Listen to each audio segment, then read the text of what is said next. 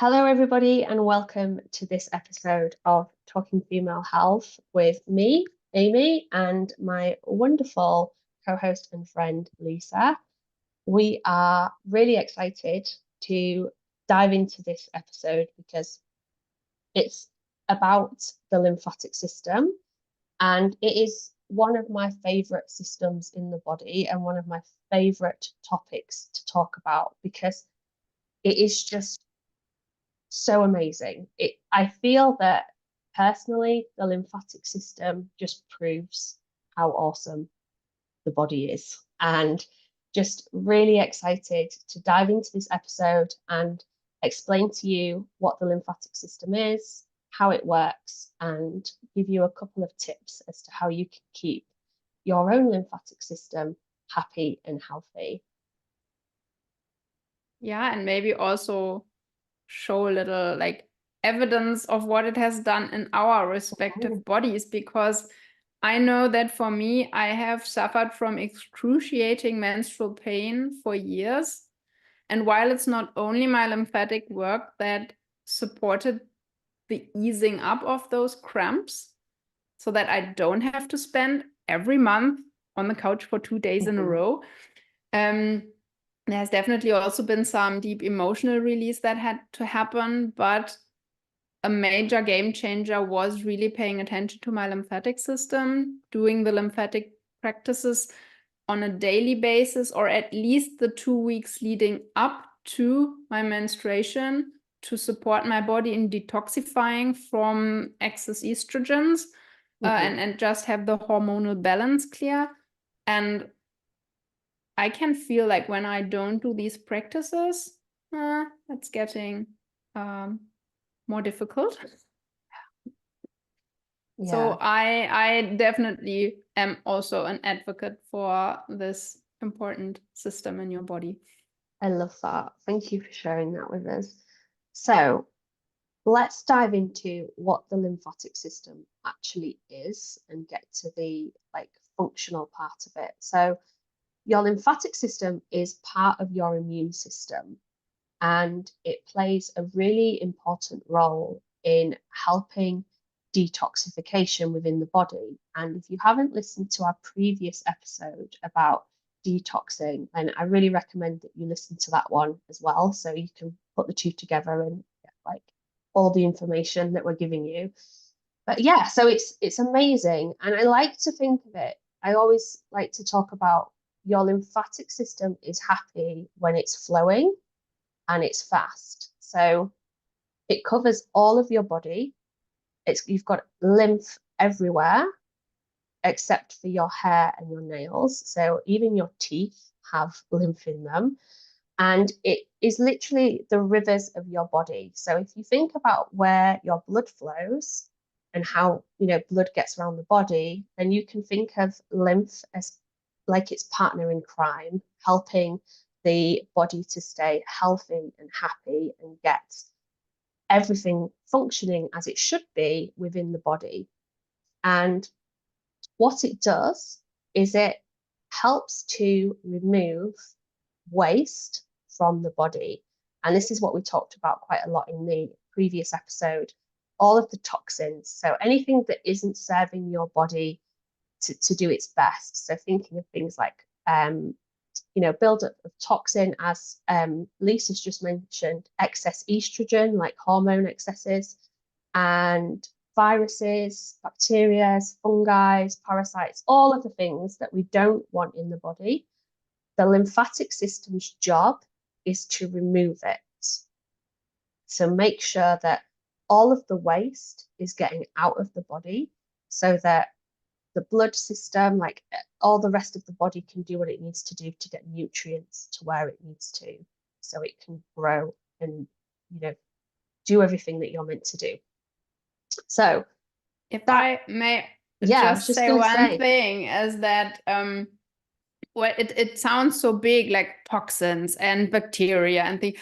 Your body cells, they have a metabolism on their own. And in this process of making energy so your body can live, there is also this like it's natural waste products that just happen due to the metabolism of your cells. And that, of course, too gets transported off. So it doesn't just have to be these big things that we think of when we think of detoxification, but simply the waste that is naturally produced in your cells needs to be transported off as well.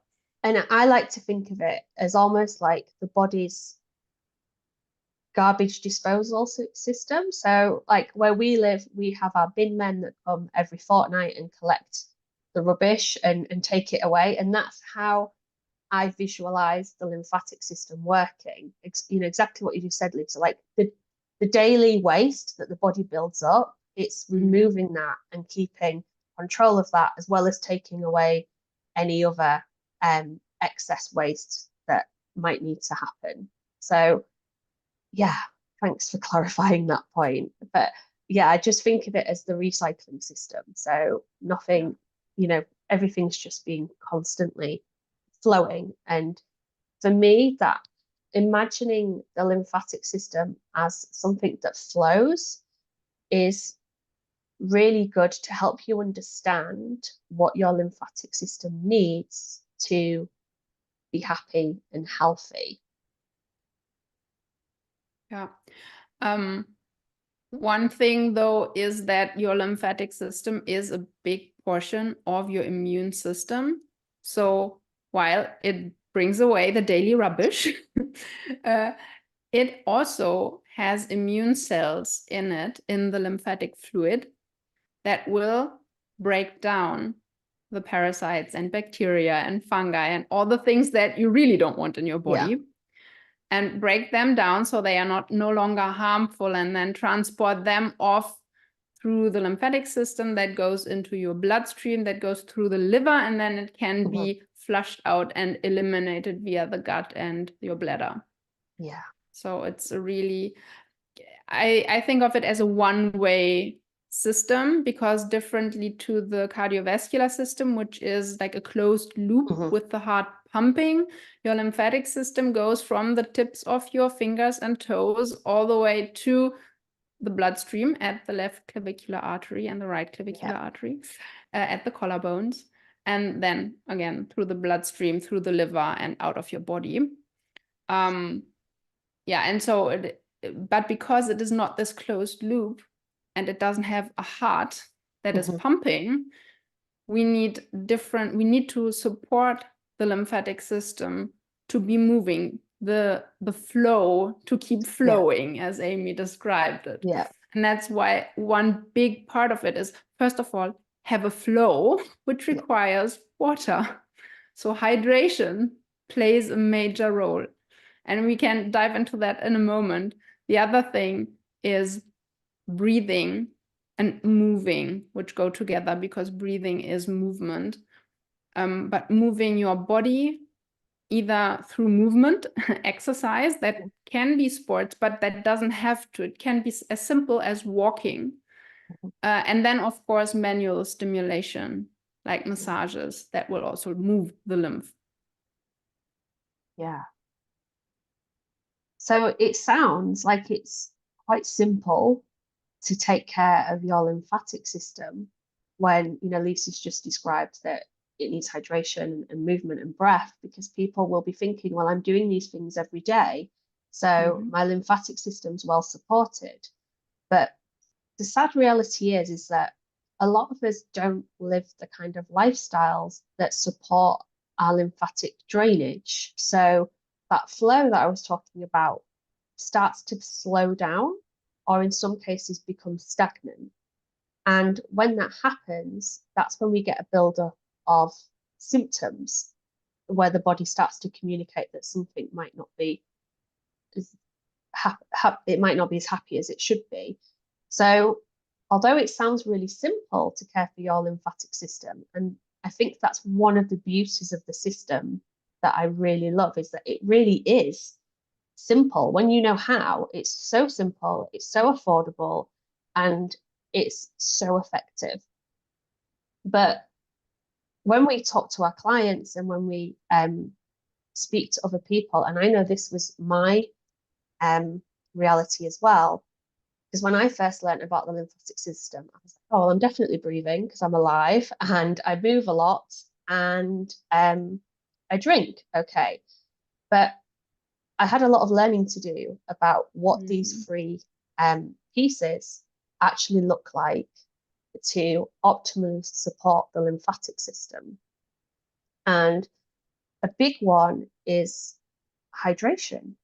Like, how do we keep hydrated? And this is a real big one for a lot of my clients as well, because they'll come into work with me and be of the belief that they're really well hydrated because they're drinking a lot, but they're not necessarily drinking products or liquids that are going to actually hydrate them. So I always talk to my clients about clean hydration and making sure that they're getting enough clean hydration. And that's stuff like the obvious, which is water, which a lot of people tend to avoid drinking because they find it tasteless, boring. There's all the different barriers around that. But yeah, I can have a lot of conversations with friends, family, and clients where they're like, oh, I'm really hydrated. I'm drinking all this squash or all these juices or all this coffee and tea. And it's like, no, it needs to be clean hydration. What the body recognizes as hydration, because your body doesn't recognize a can of soda as a form of hydration. So having these conversations and opening up this realization, because for me personally, I was a big tea drinker, a caffeined tea drinker, and I drink several cups a day, thinking I do drink water as well, but I'm drinking loads because I'm drinking all this tea. And then I had the realization that I was drinking lots and lots of caffeine, like a lot of caffeine throughout the day. So I personally made the decision to transition to non-caffeine, natural teas to help hydrate my body, because I didn't want to sacrifice my cup of tea because I really liked it. So yes, the hydration You're is English. That's understandable. exactly. I'm really showing yeah. So everything can be solved with a cup of tea, including, keeping your lymph hydrated. Yeah. So yeah. So is there anything you want to add about hydration, Lisa? Because we could do a whole episode on keeping hydrated. And people who are listening or watching, if you are interested in us making a whole episode just on hydration and drinking well, let us know. Yeah. We will happily do. There is just not much, just this for tea, for example, that what I have taken to and that I've got here with me as well as dandelion root tea. So teas that are non-caffeinated, as you said, and also they will support liver function, like nettle or dandelion, because then you've got how do you say it, 2 in 1? You've got the hydration and you support the liver, which is a main contributor to lymphatic health and detoxification in the body, and it produces up to 50%, I think, of the lymph flow, of the lymph fluid. So yeah, that's why I'm a big believer in that kind of tea. Yeah, and the thing about that kind of tea as well is you can drink, I don't know if you do this, but you can drink it cold. So in the summer, I will make it and drink it cold and have it in the fridge. So it is versatile in terms of whether you want it in the, if you're someone who can't drink hot drinks in summer, then it's another way for you to think about drinking your dandelion teas. Because go on. You go? Yeah. No, it's okay. I just wanted to add, and the other thing for people who don't like water because it's so tasteless, I sometimes say if you put in a drop of lemon or even lime, then it can change the whole taste of it. And when I drink it with a drop of lime, I actually almost feel like I've got a non-alcoholic caipirinha in my glass. So that's a nice side effect. I've got lemon in my water now. And the other thing that I will add really quickly, I don't know what your tap water quality is like in Germany, or if you drink from your tap water, but I do, but only filtered. yeah, well, that's what I was going to say. Like the water where I live in particular is very hard. So as soon, I always say to people, as soon as you start to filter your water, it will taste completely different. Oh yeah. And I have family members that come around here and they will just drink my lemon water and they're like, it's the best thing ever. And they get really excited about it. And I'm like, all I do is filter it and put it in the fridge because I personally like to drink cold water, chilled water. So just explore different ways of playing with your hydration as well, particularly if you're drinking tap water and you're like, it's not for me. Get yourself a filter and thank me later. Yeah, the other thing I want to say about hydration is that I know there can be many obstacles apart from like the taste and just the sheer amount of drinking like 1.5 liters a day. For some people, it can like they really forget. So I say take a bottle and put it next to you on your desk. Yeah. And if it's too much to refill a cup of water every time, and I just saw for those of you who couldn't see it, but Amy has a fixed cup with a straw in it. So all she has to do is take it and drink from the straw, and it already contains a lot of water, like it looks like 1/2 liter or more. So make it as easy and convenient for you as possible. You do you. Find your way so that you stay hydrated. And yes, it will mean that you have to get up a little more often and go to the bathroom. And maybe that's not such a bad thing, because remember, the other big thing, and this is a nice little segue into that, is moving your body. So getting up to the bathroom every once in a while, and instead of sitting at your desk for 2 hours in a row, can be helpful for the lymph as well. Absolutely. And like I loved what you said earlier, Lisa, about movement not having to be sport or exercise as some people view it, because I was definitely one of the people that was really put off sport at school because it was very competitive, and that anything like that just makes me automatically not want to get involved. But movement, small movements, as Lisa said, even if it's just walking around the house as you're if you're taking a phone call, if you're somebody, whether you're working from home or in an office or wherever you are, just trying to find different ways that you can bring different movements into your body. And even if it's just stretching, like if you are just getting up and having a really good stretch and creating, because I didn't appreciate how much movement my organs needed. Like I always thought of movement as something that was to get me stronger, thinner, muscular, like faster.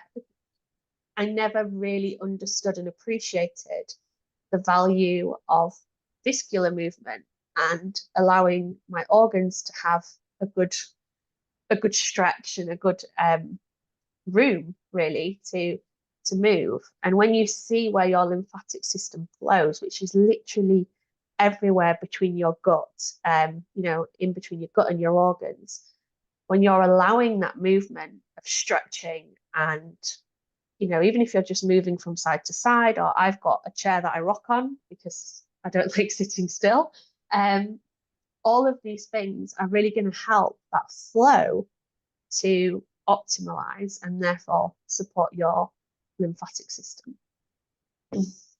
Yeah.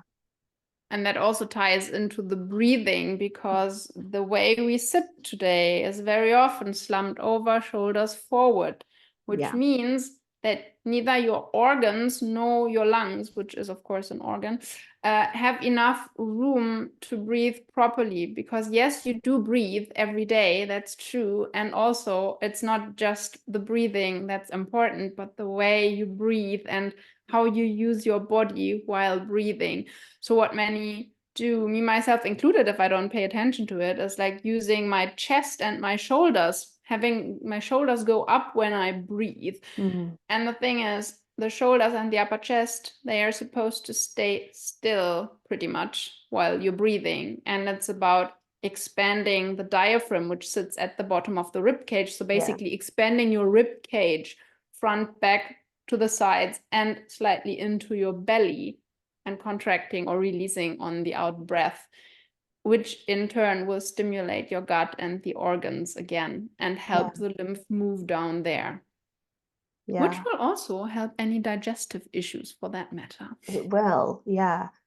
And I think, like, just talking about the way that you were talking about breathing then, one thing that really hit me when I learned how to breathe through my diaphragm, with my diaphragm, is from being very young, I understood breathing in as making my stomach as small as possible and like breathing in to look thin and, you know, holding everything in, like, oh, breathe in so your trousers fit or whatever it is that the situation you're in. Whereas it's the opposite, like breathing in, you're wanting that expansion in the abdomen and in the lungs.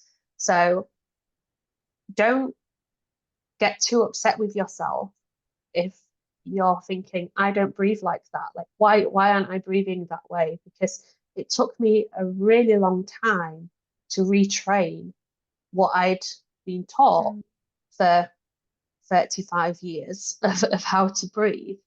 And even now, like when I get told to breathe in, I'm like, oh yeah, let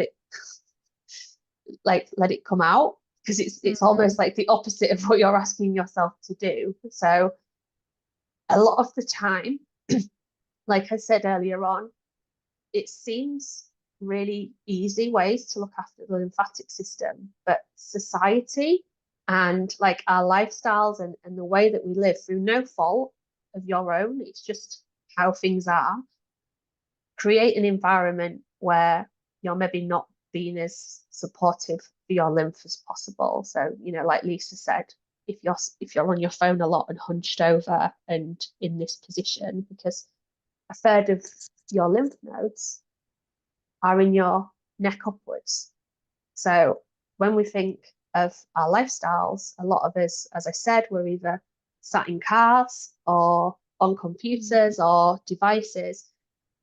The neck is taking a lot of the work there, like getting a lot of the unoptimal positioning. So don't feel too hard on yourself if you're thinking, oh my gosh, I'm doing all these things and it's not what I should be doing to support my lymphatic system, because it's about creating new habits and new ways of being in your body, and that takes time. Yeah.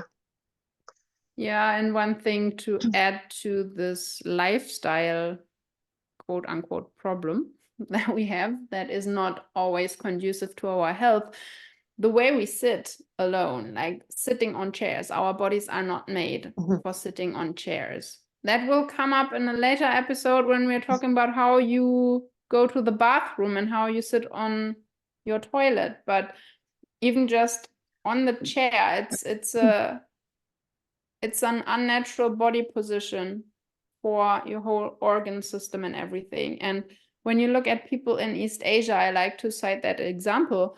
They are very often sitting on the floor, like for example in Japan, where they've got like everything looks like miniature.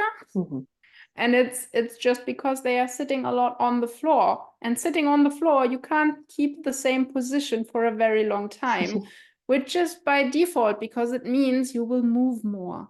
You will change position, you will change the legs, you will shift weight from one side of your body to another side. And so if you can, for example, like Amy suggested with this chair where she can rock on, or having these big balls that you can buy, for example, so that you don't just sit still and having the weight on just one part of your body all the time for 8 hours straight, that will be a massive support in your daily movement.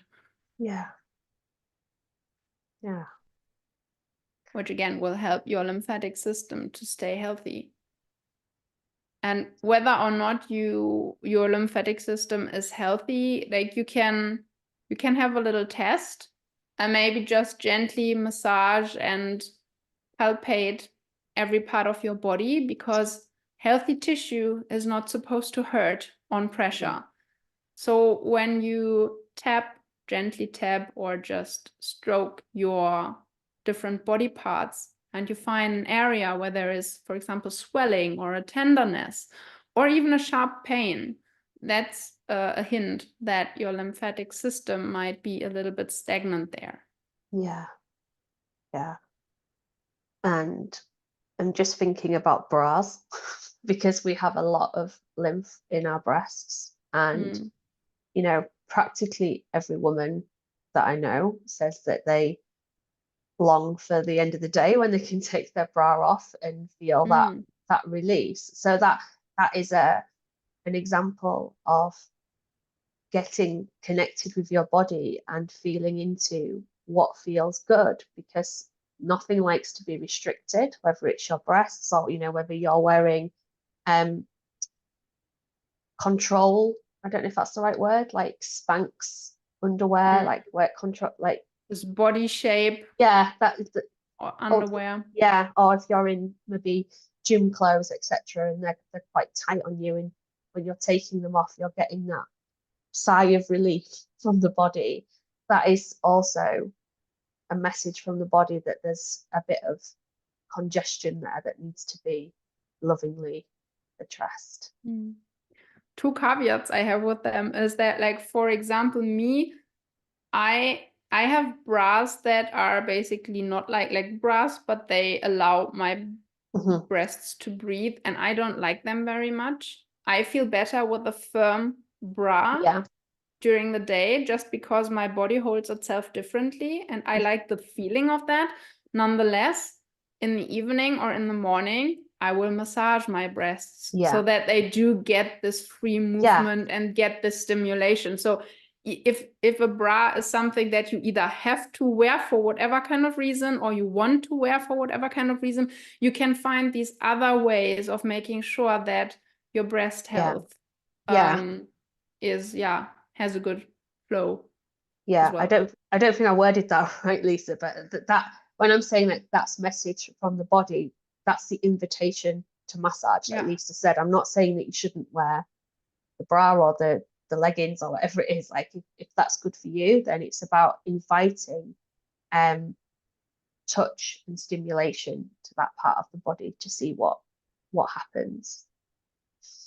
And also the other thing is, and I just know that because in 2013 I had a pulmonary embolism and almost died, and afterwards I had to wear these tights that promote blood flow and such. Decompression tights. The decompression tights, and they are of course very tight, and nonetheless they are made in a special way so that they promote this flow. And for example, then I was working in a company where we went to exhibitions, and I had to stand a lot during the day, and wearing those tights led to me having lighter legs in the evening than if I had worn normal tights. So always adapt to your situation, and there are things that can promote your health even in that way.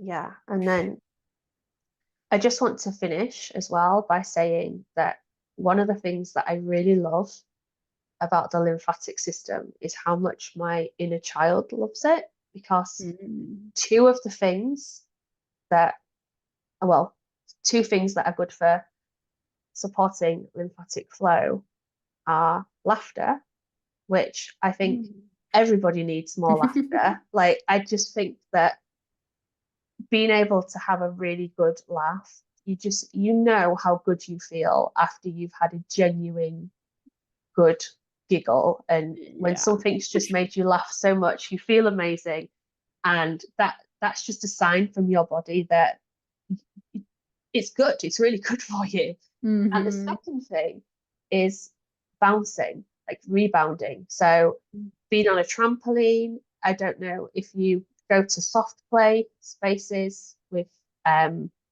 if you've got children, or if you've got an opportunity to go to these like trampoline parks and stuff that are about you can have so much fun. And I'm telling you from experience, you don't have to have a child with you to go and have fun. You can go with your friends and just let your inner child enjoy bouncing about and laughing, and you will feel amazing afterwards. And I just think it's such a gift, because to me, that's my inner child just being so happy whilst supporting my lymphatic system and making me feel amazing. I love that example. Little anecdote, the place where I had my wedding, there was like this big trampoline park next door, and then we like every attendee of the wedding had free entrance, and Oh so my like God. we all went, me in my white dress and my husband in his suit, and we were there jumping on the trampolines. The children loved it too. Oh my gosh, that's They were like, amazing. "Oh, you go first, you're the bride," and I'm like, "Oh, thank you." Amazing, amazing. I love So that. yeah, have fun, have more fun. Yeah, definitely.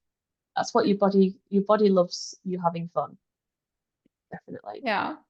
And okay, for me, my closing words are: we hope that, or I hope that you understand and can appreciate what your lymphatic system is doing for you every day, helping you in detoxification, preventing all sorts of disease, reducing inflammation and chronic pain, whether that's chronic pelvic pain or chronic back pain or whatever kind of pain. And yeah, I just hope that you are getting excited about this. If you want to know more, Amy and I are definitely here and willing to share more about this. Yeah, absolutely. Yeah, and I just want to end by saying once again how much I love the lymphatic system. And I love that Lisa shared what it's done for her. And everybody I know who stepped into working with their lymphatic system has had really great results, whether that be, as Lisa said, reducing pain, helping them support with symptoms that they're trying to address. But also the other piece that I love is creating that connection with your body, feeling your body. Like Lisa said, giving yourself permission to massage your breast, to massage different parts of your body, and have that deep connection with parts of your body that a lot of the time go neglected and untouched.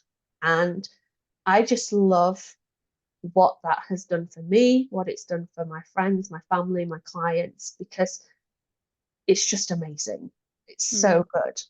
And yeah, I love that this episode's going out on Valentine's Day, because my Love your lymphatic system body. is my Valentine. It's amazing. So yeah, if you have any questions, if there's anything you'd like to share about any experience you've had with your I lymphatic actually system. forgot to say what I wanted to say originally, which is like when your lymphatic system reduces these toxins and flushes out these toxins, your cell environment will get better. And the nutrients that you put into your body are so much more easily Yes. absorbed. And that's something I totally forgot Yeah. to mention. But I find that so important that Yeah. like you can do good for your body by simply getting rid of the toxins, Yeah. or as much as you can in your life and in your body.